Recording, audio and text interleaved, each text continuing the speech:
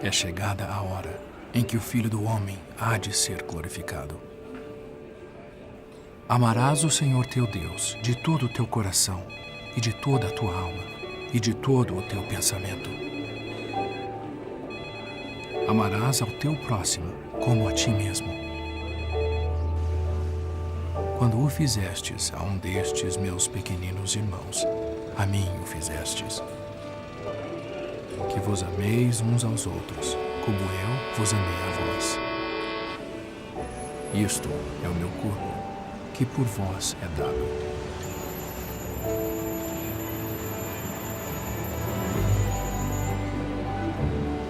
Ninguém tem maior amor do que este, de dar a alguém a sua vida pelos seus amigos.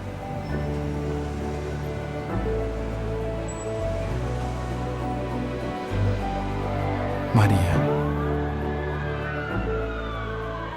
E eis que estou convosco todos os dias.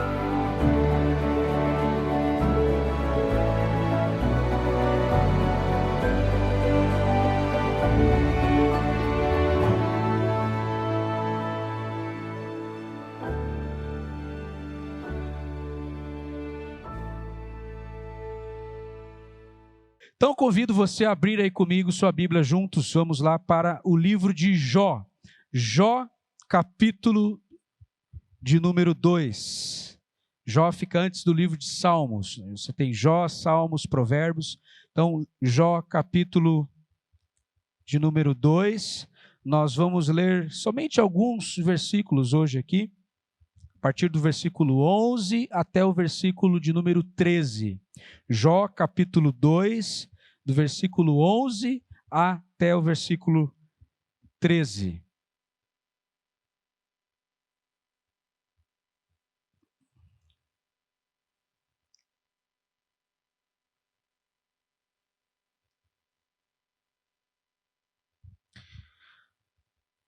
Bem, todos encontraram aí o texto? Nós vamos hoje estar falando sobre o tema O Silêncio dos Amigos de Jó.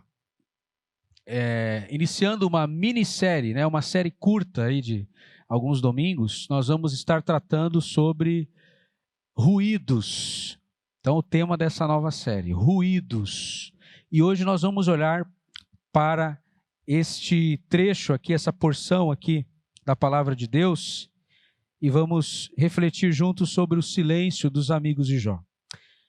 Jó capítulo 2, versículo 11, a partir do 11 diz assim: Quando 3 amigos de Jó, Elifaz, de Temã, Bildade, de Suá, Zofar, de Naamate, souberam de todos os males que o haviam atingido, saíram cada um de sua região, combinaram encontrar-se para juntos irem mostrar solidariedade a Jó e consolá-lo. Quando viram à distância, mal puderam reconhecê-lo e começaram a chorar em alta voz. Cada um deles rasgou o seu manto e colocou terra sobre a cabeça. E depois os 3 assentaram-se no chão com ele durante 7 dias e 7 noites. Ninguém lhe disse uma palavra, pois viam como era grande o seu sofrimento.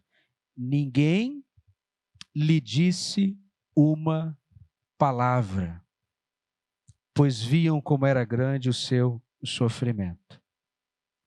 Meus irmãos, nós vivemos hoje num mundo cercado de ruídos, barulho. Nós estamos acompanhando hoje o cenário político do nosso país.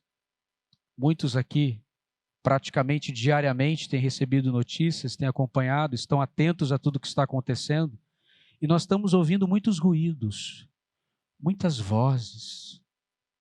Nós estamos lidando com todos esses ruídos, tentando administrar todos esses ruídos, porque o mundo que nós vivemos é um mundo de ruídos, mas também não somente do lado de fora nós temos tentado lidar com esses ruídos, mas também existem ruídos internos, ruídos do nosso próprio coração, ruídos da nossa alma. Existe também esses ruídos que nós temos tentado administrar e que brotam de dentro do nosso próprio coração e da nossa alma que é inquieta, da nossa alma que se agita diante de tudo que está acontecendo hoje. Hoje, um dos grandes desafios e problemas que nós enfrentamos hoje nas grandes cidades é a questão do barulho. Provavelmente você, aqui muitos de nós moramos próximos a um lugar onde de vez em quando, de tempo em tempo, você escuta algum ruído. De repente você mora próximo a uma indústria, a uma fábrica. Conheço pessoas que moram próximos a uma serralheria. Irmãos aqui da nossa igreja que já moraram colado com uma serralheria. Imagina morar ao lado de uma serralheria, você ouvindo barulho de serra, desde o momento que você acorda até o momento que você vai dormir, né? Todos nós temos que lidar com esses ruídos o tempo todo. A poluição sonora hoje é um dos maiores desafios e problemas que nós estamos enfrentando quando se trata de morarmos na cidade, nas grandes cidades, grandes centros urbanos. Por mais que você tente se afastar do barulho, parece que o barulho ele vai até onde você está, ele te acha, ele te encontra. Meus irmãos, nós vivemos assim, cercados de ruídos. O mundo que nós vivemos é um mundo agitado. O mundo de fora e também o mundo de dentro. Segundo a Organização Mundial de Saúde, a OMS, e aqui eu quero trazer um dado bem interessante, a poluição sonora, o excesso de barulho, de ruído, produz efeitos adversos na saúde, como, por exemplo, estresse, perturbações do sono, dificuldades na aprendizagem escolar das crianças e até doenças cardiovasculares são resultado de exposição a ruídos e barulhos externos. Veja só, que é uma questão de saúde aqui. A nossa saúde também acaba sendo prejudicada. Quantas pessoas têm problema para dormir? Problema de insônia por causa do barulho, por causa dos ruídos. De repente você vive aqui dentro de uma fábrica, de uma indústria, como a GM, né? Muitos aqui trabalham dentro da GM, né? Você é um metalúrgico, de repente trabalha numa empresa de metalúrgica, e você tem que conviver o tempo todo com aquele barulho, você tem dificuldades para dormir, e isso traz também prejuízo para a nossa saúde, também para a questão cardiovascular. Uma questão importante aqui, um dado importante que a Organização Mundial de Saúde nos traz. E só para nós termos uma ideia aqui, meus irmãos, sobre a questão do som, do ruído, do barulho. Uma respiração calma, ela mede cerca de 10 decibéis. A nossa respiração, ela tem um som, ela faz um barulho. E se nós medíssemos o ruído da nossa respiração, ele mediria em torno de 10 decibéis, a altura deste som. O barulho da sua geladeira, tem umas que fazem mais barulho, né, que outras, né? De repente está na hora de você trocar hoje, né? A sua geladeira, não sei como é que anda a sua geladeira, mas a geladeira faz o barulhinho também. Medindo os decibéis de uma geladeira normal, né? De uma geladeira comum aí que você tem na sua casa. O barulho da sua geladeira mede cerca de 40 decibéis. Respiração 10, barulho da geladeira 60 decibéis. Uma conversa normal entre duas pessoas, sem alterar a voz, sem elevar o tom da voz, uma conversa normal mede em torno de 40 decibéis. Com um pouco mais do que isso, meus irmãos, de 40 a 60 decibéis, um pouco mais, nós já começamos a experimentar uma perca da nossa audição. A nossa audição começa a ser prejudicada quando o som se eleva acima de 60 decibéis. Por isso que lá na sua casa, de repente, a comunicação de vocês, aí, os casais, um fala, o outro, tem que falar umas 3 vezes, não entendi, aí fala de novo, fala de novo, fala de novo. De repente, você já está, em alguns casos aqui, né, a audição já foi bastante prejudicada, né? Ninguém mais se ouve. Isso vai acontecendo gradativamente, nós não percebemos isso, mas nós estamos tendo uma perca de audição. A nossa audição vem sendo gradativamente prejudicada por conta dos ruídos. E, meus irmãos, Deus tem me inquietado, ele tem tratado muito no meu coração acerca desse tema. Nós precisamos silenciar muitas vozes ao nosso redor. Nós acabamos de cantar aqui sobre isso, sobre as distrações desse mundo. Faz-me ouvir a tua voz, nós cantamos agora aqui. Acima das distrações desse mundo, faz-me ouvir a tua voz, nós cantamos. E meus irmãos, nós precisamos silenciar todas essas vozes. Nós vivemos num mundo agitado, num mundo barulhento. E um dado também muito interessante que eu gostaria de compartilhar com os irmãos hoje aqui, você sabe que já foi escutado, já foi registrado o maior barulho da história, na nossa história recente, eu não sei se você estava vivo nessa época, em 1883. Quem aqui era vivo em 1883? Ninguém estava lá, ninguém ouviu esse barulho, né? Mas, meus irmãos, foi registrado em 1883, na erupção do vulcão Krakatoa. Esse vulcão, ele fica hoje lá na Indonésia. O barulho dessa erupção, desse vulcão, o Krakatoa, ele percorreu todo o mundo cerca de 3,5 vezes. Pensa num barulho, meus irmãos. 3,5 vezes. Esse barulho percorreu todo o mundo dessa erupção vulcânica. E rompeu o tímpano de marinheiros que estavam cerca de 64 quilômetros da movimentação vulcânica. Marinheiros que estavam no mar, numa distância de 64 quilômetros dessa erupção, tiveram os seus tímpanos rompidos por causa desse barulho. E foi registrado ali 170 decibéis. 170 decibéis. A cerca de 160 quilômetros da erupção. Foi um barulho muito grande. Muito grande. E, meus irmãos, esse é um desafio para nós hoje, lidarmos com o barulho, com a agitação, com o ruído.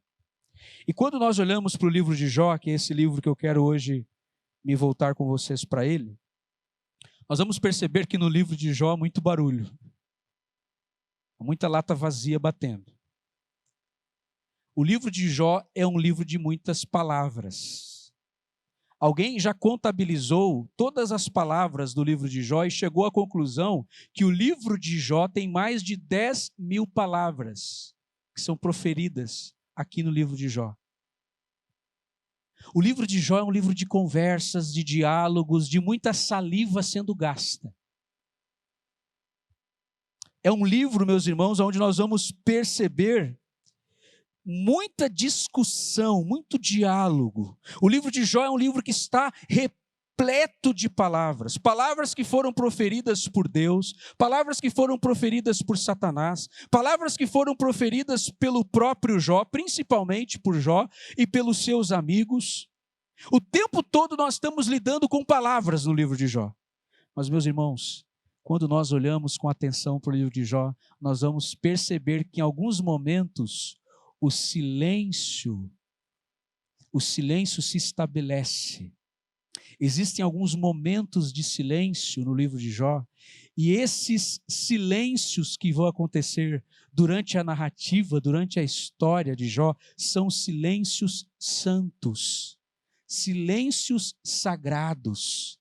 Nós temos que olhar para esses silêncios. Nós não vamos hoje aqui olhar para as palavras, mas nós vamos olhar aqui para a questão do silêncio que está presente também na narrativa, embora nós não percebamos.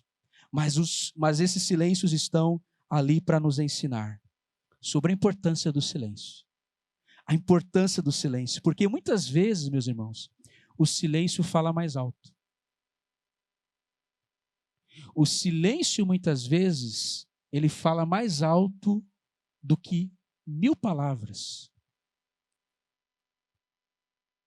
Muitas vezes o silêncio, a voz do silêncio, ela é muito mais importante. Então nós vamos olhar aqui hoje, meus irmãos, e vamos aprender com o silêncio dos amigos de Jó. Porque uma coisa fica muito evidente, muito clara, à medida que nós começamos a ler o livro de Jó, e à medida em que a história vai se desenvolvendo, que o silêncio pode ser muito mais eloquente do que as palavras, muito mais eloquente do que um discurso, muito mais eloquente, meus irmãos, do que propriamente um sermão, uma pregação. O silêncio muitas vezes é muito mais eloquente do que tudo isso. Então vamos aprender hoje com o silêncio de Jó. Hoje nós vamos olhar para o silêncio dos amigos de Jó. Domingo que vem nós vamos olhar para o silêncio de Deus em relação a Jó. E no outro domingo nós vamos olhar para o silêncio de Jó em relação a Deus. Então hoje nós vamos olhar para o silêncio dos amigos de Jó em relação ao próprio Jó. Então a partir do versículo 11 nós vamos ver aqui, meus irmãos, 4 gestos que podem identificar uma postura nos amigos de Jó em relação ao seu sofrimento e que nos ensinam sobre o valor do silêncio. 4 movimentos, 4 gestos que falam mais do que palavras. A partir do versículo 11, vamos olhar o texto? Vamos para o texto?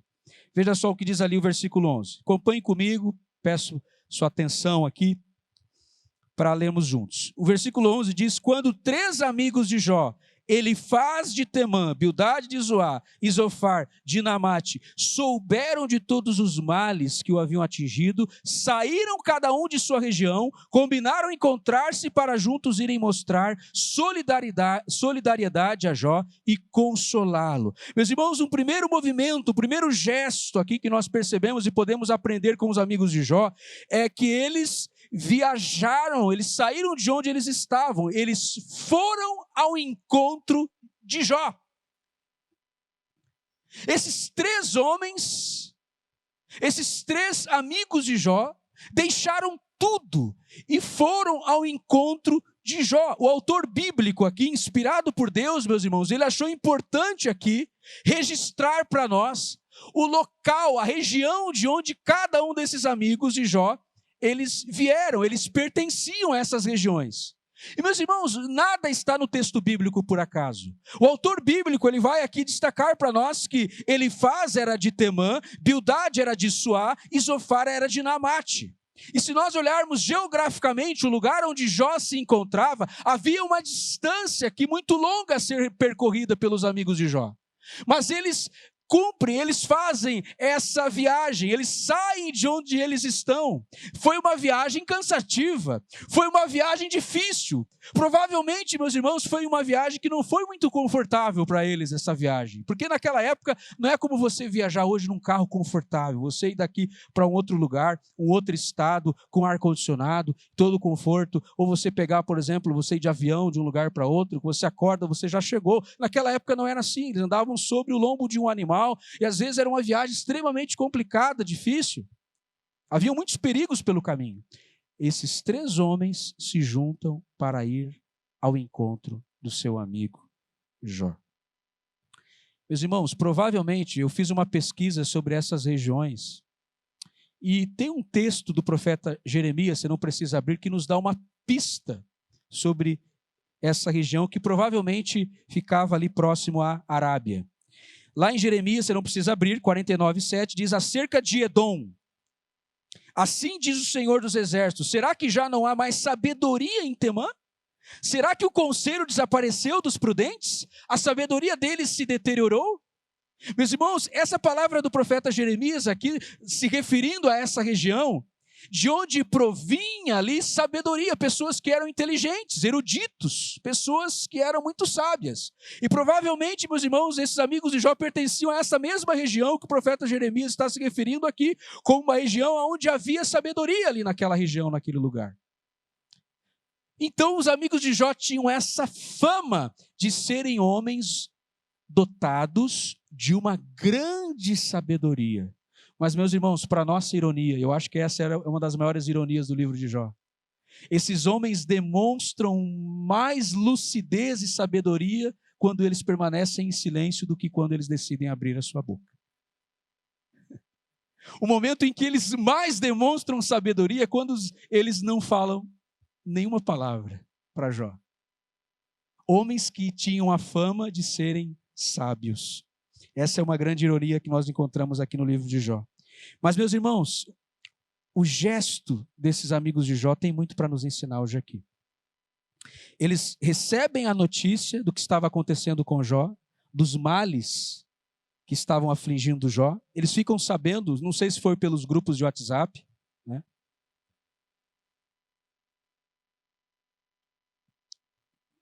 Sei que a notícia chegou para eles de alguma forma, eles ficam sabendo o que estava acontecendo com Jó. Imediatamente, eles saem ao encontro de Jó, eles deixam tudo, e o texto, versículo 11 diz, com que objetivo? Prestar solidariedade a Jó no seu sofrimento. Esses homens não ficaram indiferentes à dor de Jó. Esses homens, eles não trataram aquele assunto com levianidade. Eles não pensaram assim, não, isso deve ser algo insignificante. Eles não trataram a dor de Jó, o problema de Jó, essa notícia, como sendo uma notícia qualquer. Não, meus irmãos, eles não trataram com indiferença, eles se preocuparam, eles se importaram com Jó, ao ponto de saírem de onde eles estavam e irem até o encontro do seu amigo. Eles deixaram tudo para trás. Talvez esses homens tivessem uma família, tivessem uma esposa, tivessem filhos. Eles deixam filhos para trás, eles deixam sua esposa, eles tinham o seu trabalho também, seus afazeres. Eles deixam tudo isso para trás, tudo para trás. E naquele momento eles decidem ir ao encontro de Jó para prestar solidariedade a Jó. Meus irmãos, é na hora do sofrimento que nascem os verdadeiros amigos. Provérbios 17:17. Em todo tempo amo o amigo, e na angústia nasce o irmão. Sabe como é que você conhece as pessoas? Na hora do sofrimento. Quando é que os verdadeiros amigos se revelam? No momento da dor, no momento da dificuldade, no momento da adversidade, no momento da angústia, é que você sabe quem é quem. Que você consegue perceber quem são os seus verdadeiros amigos. Jó perdeu tudo, meus irmãos. Nós já sabemos a história de Jó, não vou entrar em detalhes aqui em relação ao sofrimento de Jó, porque nós já conhecemos a história de Jó. Ele perdeu tudo, ele perdeu bens, ele perdeu seus filhos, mas ele não perdeu as suas amizades. Os amigos de Jó se mantiveram ao lado dele no momento mais crítico da sua história. E, meus irmãos, eu quero convidar você a pensar comigo aqui. Quem são os nossos amigos? Você tem amigos de verdade? Pessoas que se importam com você? Ou você é um amigo de verdade? Como os amigos de Jó? Porque às vezes a gente só pensa, né? Será que eu tenho amigos? Mas será que eu de fato eu sou um amigo? Eu me revelo como um verdadeiro amigo para alguém na hora da necessidade, da dificuldade? É na hora da adversidade que nós conhecemos quem são os nossos verdadeiros amigos. Você lembra da história do filho pródigo? Quando o filho pródigo tinha dinheiro, ele tinha amigos. Quando o filho pródigo estava lá com um bolso cheio de dinheiro, com a conta recheada no banco, ele estava cercado de amigos. Era tudo festa. Mas, meus irmãos, quando o filho pródigo perde tudo, não sobra um amigo. A história do filho pródigo está ali para nos revelar também esse princípio. Que muitas vezes, meus irmãos, é na dificuldade, é na hora que nós mais precisamos de amigos, que muitas vezes nós vamos identificar quem realmente está do nosso lado. O filho pródigo olhou para o lado, cadê os amigos? Foram embora. Foram embora. Foram embora. Meus irmãos, a mulher de Jó também permaneceu ao lado de Jó. É bom lembrar disso. Ela não abandonou Jó. Eu sei que tem pessoas que têm tendência a ter um olhar negativo para a mulher de Jó, porque tem um momento em que ela falou ali algo que não deveria, né? Mas ela estava vivendo um sofrimento intenso. Nós temos a tendência só de olhar para o sofrimento de Jó, para a provação de Jó, e a mulher de Jó estava sofrendo com ele também. Imagina, ela tinha amamentado aqueles filhos, ela gerou aqueles filhos, ela os amamentou, os alimentou, ela criou aqueles filhos, de repente ela perde os seus filhos. Imagina isso, meus irmãos, a dor do coração da mulher de Jó. Ninguém fala sobre o sofrimento da mulher de Jó. Não apenas Jó estava sofrendo, mas a sua mulher, muito possivelmente, estava também sentindo uma dor excruciante, intensa também, meus irmãos. É importante nós olharmos também e lembrarmos disso, que Jó tinha uma mulher, ele era casado. E o seu casamento sobreviveu a toda aquela provação, aquela adversidade. Ela permaneceu do lado de Jó até o fim. O casamento de Jó permaneceu intacto durante toda aquela provação, todo aquele período de provação. O seu casamento permaneceu intacto. Ela não abandonou Jó.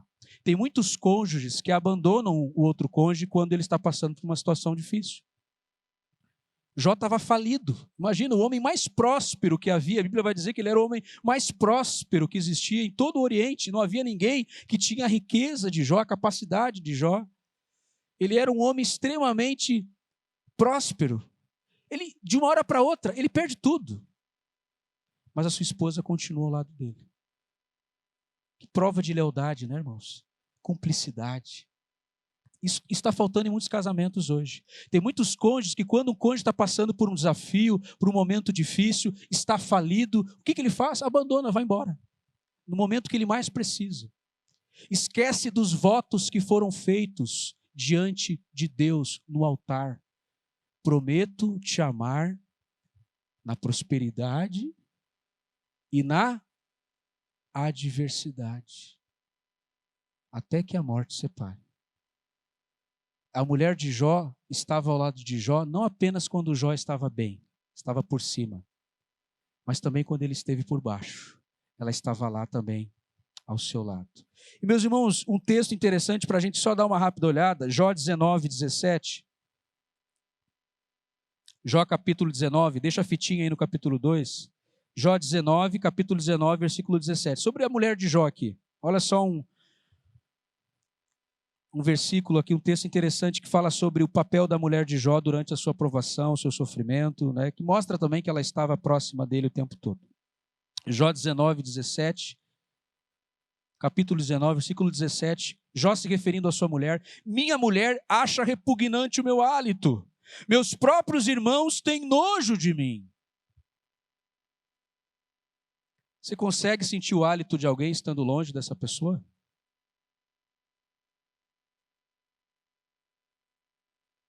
Como é que a gente sente o hálito de alguém se a gente não está perto o suficiente para sentir? Jó nos dá uma referência aqui de que a sua esposa estava muito próxima dele, ao ponto de sentir o seu hálito. Ela ficou do lado de Jó até o fim. Pergunta que eu quero fazer hoje para você. Eu oro para que isso não aconteça, tá, meus irmãos? Eu oro para que isso nunca aconteça. Mas quem vai estar do seu lado se um dia você estiver no leito de um hospital? Quem vai estar ao lado da sua cama, do seu leito, segurando a sua mão? Você tem o nome dessa pessoa hoje? Se você passar por uma situação difícil, eu já visitei pessoas em fase terminal, pessoas no hospital que tinham poucos dias de vida. Fui lá para orar com elas, estar ao lado delas, e dias depois aquela pessoa parte para estar com Cristo. Tive muitas experiências assim ao longo do meu ministério. Mas e se chegar a nossa vez? E se um dia você tiver que passar pelo vale da sombra da morte, como Jó também passou pelo vale da sombra da morte, e você tiver que estar numa cama, no leito de um hospital, quem que vai estar do seu lado segurando a sua mão? Nós contamos agora numa palma, né? A gente conta agora na palma de uma mão quem é essa pessoa. Quantos amigos verdadeiros você tem para essa hora? Nós contamos numa palma da mão quantos são. Se o nome dessa pessoa veio na sua mente agora, se você respondeu aí para você mesmo o nome dessa pessoa, eu quero dizer para você uma coisa: cuide dessa pessoa, ame essa pessoa, viva para se dedicar a essa pessoa, ame com todas as suas forças, com toda a sua alma, zele por esse relacionamento, zele por esta amizade. Se você responder hoje o nome dessa pessoa aqui, comece a cuidar mais dessa pessoa, porque ela é valiosa, ela é preciosa para você. A mulher de Jó ficou ao lado de Jó durante todo o seu sofrimento, assim como os amigos de Jó também estiveram ao lado dele. No pior dia da nossa vida, quem estará do nosso lado? No pior deserto, quem estará do nosso lado? Quando o dia mau chegar, quem estará do nosso lado? Meus irmãos, um segundo gesto que nós podemos perceber aqui está no versículo 12. Até agora nós não vimos nenhuma palavra proferida pelos amigos de Jó. Estamos acompanhando só aqui alguns movimentos, alguns gestos.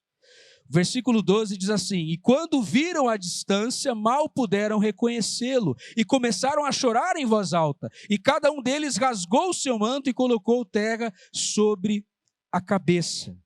Além de irem ao encontro de Jó, eles agora percebem a realidade de Jó. Eles estão vendo com seus próprios olhos aquela cena, o que estava de fato acontecendo com Jó. Eles agora tiram um print de Jó, da sua dor, do seu sofrimento. Eles percebem agora a realidade, meus irmãos, do que de fato estava acontecendo com Jó. Talvez eles tivessem apenas uma visão, uma ideia muito vaga da situação de Jó, mas agora eles conseguem ver com seus próprios olhos que se tratava de uma situação muito difícil. A gente não sabe o tamanho da dor que alguém carrega até estarmos próximos o suficiente para olharmos com os nossos próprios olhos e termos aí sim um diagnóstico mais preciso do dilema enfrentado por esta pessoa. Não foi suficiente viajar, chegar, eles agora olham para Jó e o avistam de longe. Provavelmente Jó não estava na sua casa. Ele não estava dentro da sua casa. Provavelmente ele havia sido expulso da cidade. Ele estava fora dos portões da cidade. Porque de longe o texto diz que eles o avistaram. Ou seja, Jó era um espetáculo público, meus irmãos. Ele era um espetáculo público. Todo mundo estava acompanhando a cidade. Todos ficaram sabendo do que estava acontecendo com Jó. E de longe eles avistam Jó, e quando eles veem a situação de Jó, o texto diz que eles começam a chorar em voz alta, eles rasgam as suas vestes, eles jogam terra sobre a cabeça. A gente olha para essa parte do texto, a gente diz que estranho isso, né? É claro, meus irmãos, porque a Bíblia foi escrita numa outra cultura, muito diferente da nossa. Quando a gente começa a ler a Bíblia, uma das dificuldades das pessoas que querem interpretar a Bíblia é entender que a Bíblia foi escrita dentro de um outro contexto cultural, totalmente diferente do nosso. Um outro tempo, um outro momento da história. Existe uma distância aqui cronológica, existe uma distância histórica, uma distância cultural aqui. Então, esse costume era um costume daquela época, quando alguém queria expressar o seu sentimento de pesar, o seu sentimento de luto. Como é que as pessoas expressavam esse sentimento? Assim, rasgando as suas vestes e jogando terra sobre a sua cabeça. Isso vai acontecer em muitos momentos na Bíblia, especialmente no Antigo Testamento você vai ver isso. E os amigos de Jó reagem ao seu sofrimento assim. Eles expressam aquilo que eles estão sentindo. Eles se condoem, eles choram, porque eles estão diante de um quadro, meus irmãos, terrível. Provavelmente o texto diz que eles não reconhecem Jó. Jó ficou irreconhecível. Jó era apenas uma carcaça humana, ele era um cadáver. Eles olharam para Jó e eles ficaram chocados com aquela cena. Provavelmente Jó estava aqui em pele e osso, porque ele já estava muitos meses sofrendo, muitos meses padecendo, sendo afligido. Ele estava coberto por feridas, por tumores, meus irmãos, por toda parte do seu corpo. Era uma cena horrível, era uma cena chocante. E a única reação que nós vemos aqui dos amigos de Jó em relação a essa cena é de choro, um choro angustiante. Eles erguem a sua voz, eles começam a chorar, porque eles estão expressando o seu sentimento de dor, de pesar, eles estão sendo solidários com Jó. E meus irmãos, como é que nós temos que lidar com o sofrimento e com a dor alheia? Dessa mesma forma também, nós temos também que expressar o nosso pesar, nós temos que sentir, nós temos que nos entristecer, como os amigos de Jó fizeram. Eles estão nos ensinando algo muito precioso aqui, meus irmãos, através desse gesto. muito precioso. Então eles estão diante de um Jó abatido, frágil, vulnerável. Eles estão diante de um esqueleto humano. Jó era pele e osso, feridas por toda parte. O versículo 7 e 8 nos traz aqui também uma informação importante, um pouquinho antes, 7 e 8. Versículo 7, vamos ler só o 7 aqui. Saiu, pois, Satanás da presença do Senhor e afligiu Jó com feridas terríveis da sola dos pés ao alto da cabeça. Imagina, Jó tinha feridas na sola dos pés. Na sola. Às vezes você tem, um espinho no pé, você tem algum probleminha no pé, você já sente aquele incômodo, aquele desconforto, você não consegue pisar no chão direito, né? Algumas pessoas têm aquele famoso, como é que chama? O esporão, né? Incomoda, não incomoda? Você tem dificuldade de pisar no chão quando você tem algum machucado na sola dos pés. Jó tinha feridas que se abriam, que inflamavam, que sangravam debaixo dos seus pés, por todo o seu corpo. A cena era, meus irmãos, chocante. Essa palavra que aparece aqui no hebraico, se referindo às feridas de Jó, ela vai aparecer lá no texto de Êxodo para se referir à sexta praga do Egito. Você lembra da sexta praga do Egito? Qual era? Moisés jogou cinza, para o chão, jogou cinza para o ar, e aí começou a sair feridas, tumores nos egípcios. Foi a sexta praga do Egito, feridas pelo corpo todo. A mesma palavra que é usada lá em Êxodo é usada aqui se referindo a Jó. Uma praga. Ele era uma chaga aberta. Meus irmãos, a cena era horrível, terrível, chocante. Mas eles estavam lá para presenciar isso, para olhar e enxergar que por trás daquele problema, daquele sofrimento, existia uma pessoa que precisava de ajuda. Às vezes você olha para uma pessoa, você vê só o problema, mas você não vê a pessoa que está por trás do problema. Você tem que enxergar a pessoa. Nós temos que ter um olhar da pessoa como um todo. Às vezes você olha para a pessoa, mas você está vendo o problema, você não está enxergando a pessoa. Você está vendo a ferida dela, mas você não está enxergando que por trás daquela ferida tem uma pessoa ali. Eles conseguem enxergar que por trás de todo aquele cenário de dor, de sofrimento, tem um homem ali. Tem um amigo, tem uma pessoa que precisa de ajuda, que precisa de consolo, que precisa de conforto. E nós precisamos, meus irmãos, cultivar esse santo silêncio quando se trata de ajudar as pessoas a enfrentarem as suas calamidades, as suas dores.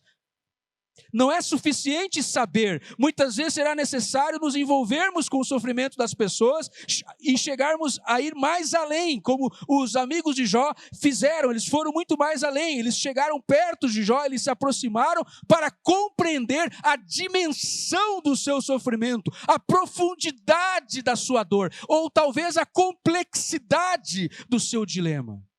Eles se aproximam, meus irmãos. A gente não vai ter uma dimensão da dor de alguém se a gente não se aproximar delas, para entender a profundidade daquela dor, o quanto aquela ferida sangra. Nós nunca vamos ter noção enquanto nós não nos aproximarmos dessas pessoas para entendermos o drama e o dilema que elas estão vivendo. Os amigos de Jó fizeram isso. Eles estão agora tendo um diagnóstico mais preciso da situação de Jó. Mais preciso. Meus irmãos, tem momento que você vai aconselhar uma pessoa que ela não quer ouvir nada. Ela quer ouvir o seu silêncio. Somente isso, basta. Se coloque ao lado, examinando, olhando. Quando você procura um médico, o que o médico faz? Primeira coisa, antes de dar o diagnóstico, ele faz o quê? Exames. Ele lhe examina. Hoje tem muita gente querendo dar diagnóstico de tudo sem examinar. Primeiro, diagnostique, avalie, veja o que está acontecendo. Depois, você dá um diagnóstico. Você avalia, você diz, olha, você tem esse problema. É isso, é aqui que eu tenho que te ajudar. Meus irmãos, o versículo 12, seguindo a sequência do texto, o versículo 12 aqui, quando o viram à distância, mal puderam reconhecê-lo e começaram a chorar em voz alta, cada um deles rasgou o seu manto. Então eles estavam ali para não apenas enxergar e encarar a situação, ver com seus próprios olhos, mas eles estavam ali também com uma atitude silenciosa, mas amorosa, e de chorar com Jó. Eles choraram com Jó. O texto fala que eles estavam ali para chorar. Ao se depararem com a intensidade do sofrimento de Jó, eles choram. Meus irmãos, uma atitude de companheirismo muitas vezes requer de nós essa capacidade de chorar, de derramarmos lágrimas de solidariedade. Eclesiastes 3 diz que há tempo de sorrir, mas há tempo de prantear, há tempo de chorar. Eclesiastes diz que há tempo de festejar, de celebrar. Começa a ler o livro de Jó, você vai ver que Jó gostava de uma festa. Jó era festeiro. Os primeiros versículos de Jó, você vê que ele reunia os filhos dele estavam sempre fazendo festa, e Jó estava lá celebrando com seus filhos, orando pelos seus filhos, intercedendo por eles. Eles estavam se reunindo de tempo em tempo para celebrar, para festejar. Mas chegou um momento, meus irmãos, que na vida de Jó o tempo não era mais de se alegrar, era tempo de chorar. Você pode encontrar alguém essa semana para chorar com essa pessoa. De repente tem alguém que está precisando que você vá lá e chore com ela.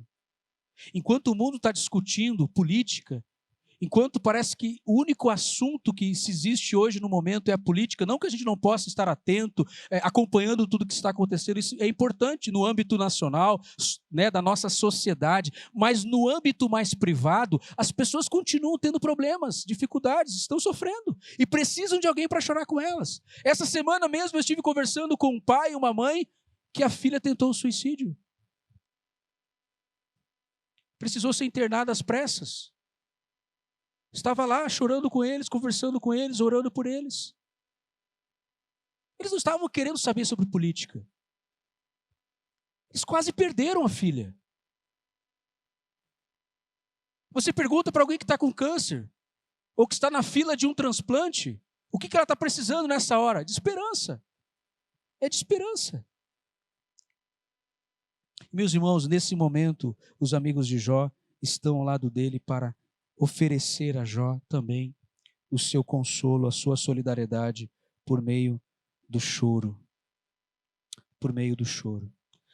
Eu quero convidar você a não permitir que o nosso cenário atual hoje, o momento que nós estamos vivendo hoje no nosso país, nos anestesie e nos insensibilize ao ponto de nós não sentirmos mais a dor e o sofrimento das pessoas que estão à nossa volta e que estão experimentando algum tipo de dilema na sua vida. Por último, meus irmãos, um quarto gesto que eu consigo olhar aqui para esse texto e perceber, além de eles chorarem com Jó, no versículo 12, no versículo 13, diz que depois os três se assentaram no chão com ele e durante 7 dias e 7 noites ninguém lhe disse uma palavra, pois viam como era grande o seu sofrimento. Do versículo 11 ao versículo 13, os amigos de Jó não trocaram uma única palavra com ele. E o versículo 13 diz que eles se sentaram no chão com Jó e ficaram 7 dias e 7 noites em silêncio. Meus irmãos, cá para nós, é muito tempo quietinho, né? Quem consegue? 7 dias sem falar nada, porque eles estavam diante de uma situação complexa, um dilema, um drama existencial muito complexo. A única coisa que eles têm a fazer ali é ficar em silêncio. 7 dias, você consegue?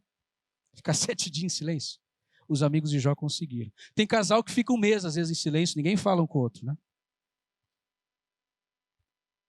Por causa de uma desavença, de um desentendimento, às vezes tem casal que fica, né? Sem falar um mês. Esse tipo de silêncio não é bom, tá, irmãos? Convém lembrar aqui, né? Às vezes o cônjuge fica em silêncio para punir o outro. Eu vou ficar em silêncio para ver, ele vai ver agora. Vou falar com ele. Um mês sem falar. Jejum de palavras. Senta na mesa para tomar o café, nem dá bom dia. Vai dormir nem dá boa noite, vira cada um para um lado. 1 mês, jejum de palavras. Tem casal que consegue essa proeza, né? Ficar sem falar 1 mês, um com o outro. Mas esse silêncio, meus irmãos, não é um silêncio bom. Tem muita gente que usa o silêncio de uma forma diabólica para punir o outro. Agora você vai ver, eu vou te punir, não vou falar mais com você. Me nego a falar com você. Mas esse silêncio que está sendo praticado aqui pelos amigos de Jó é um silêncio bom. Nós temos a aprender com esse silêncio aqui hoje. É um silêncio que mostra solidariedade. Eles permanecem 7 dias em silêncio. Não se ouve uma única palavra frívola saindo dos lábios dos amigos de Jó nesse momento. Meus irmãos, tem momentos na história, na nossa história e nas histórias também de todos nós. Existem momentos, meus irmãos, em que o discurso mais eloquente que nós vamos dar será dado por meio do nosso silêncio. O gesto mais humano, o gesto mais nobre, o gesto mais cheio de compaixão será o nosso silêncio. O nosso silêncio. É o paradoxo, né? A voz do silêncio. Paradoxo. Às vezes a única voz que alguém precisa ouvir naquele momento é a voz do silêncio. Eu participei de um velório algum tempo atrás. Eu estava próximo ao caixão daquela pessoa que havia morrido, e aquela jovem que havia perdido ali, sua mãe, estava próxima ao caixão, chorando muito, e eu me coloquei ao lado dela, me aproximei do caixão. Do outro lado tinha uma conhecida da família, uma amiga, que estava ali também para prestar solidariedade. Aquela mulher não parava de falar 1 minuto. E eu olhei para ela ali 1 hora, obrigado, eu disse assim: Senhor, manda o teu anjo aqui agora, né? Cala a boca dessa mulher. Né? Confesso para os irmãos que eu sei pastor, mas eu me segurei. Ela não parava de falar 1 minuto, e coisas desconexas, como os amigos de Jó fizeram depois, né? Eles foram uma bênção na vida de Jó quando eles estavam quietinhos, em silêncio. Depois, até Deus vai repreender eles, lá no capítulo 42, Deus vai repreender os amigos de Jó. Vocês falavam de coisas que vocês não conheciam. Vocês falaram coisas desconexas de mim. Deus vai falar isso lá no capítulo 42, vai repreender os amigos de Jó, por tudo que eles falaram. Palavras jogadas ao vento. E aquela mulher falando, e eu olhando, e o Senhor, o que eu faço aqui? Aí aquela jovem que tinha perdido a sua mãe, olha para ela e diz assim: fulana, cala a boca. Eu fiquei constrangido. Por ela. Ela falou assim: fica quieta, fulano. Aí ela fez uma cara assim. Por quê, meus irmãos? Aquele não era o momento de falar nada. O nosso ímpeto, o nosso impulso natural, às vezes quando a gente está se deparando com uma pessoa que está sofrendo, vivendo algum dilema, é falar. A gente quer falar porque a gente quer tentar estancar aquela dor. A gente quer amenizar aquela dor. E aí a gente começa a falar. Esse é o nosso instinto. A gente quer falar. Mas tem momentos que um silêncio fala muito mais do que palavras. E aqui, meus irmãos, o silêncio dos amigos de Jó nesse momento foi o discurso mais eloquente. Foi o gesto mais lindo que eles puderam demonstrar àquele amigo, velho amigo, que estava passando por um momento difícil, o momento mais crítico da sua história. Meus irmãos, eu não estou fazendo aqui uma apologia ao silêncio. Não estou dizendo que você tem que sair daqui hoje e fazer um jejum de silêncio a partir de hoje. Porque tem palavras que curam também. Não estou dizendo que você tem que ficar agora em silêncio, se abster de falar. Não, agora a partir de hoje, não estou dizendo isso, não estou fazendo uma apologia ao silêncio.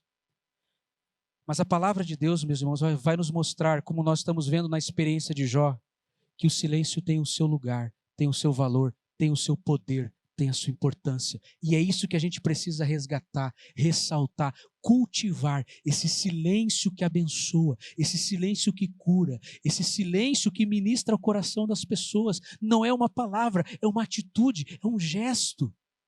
que vai marcar a vida daquela pessoa para sempre.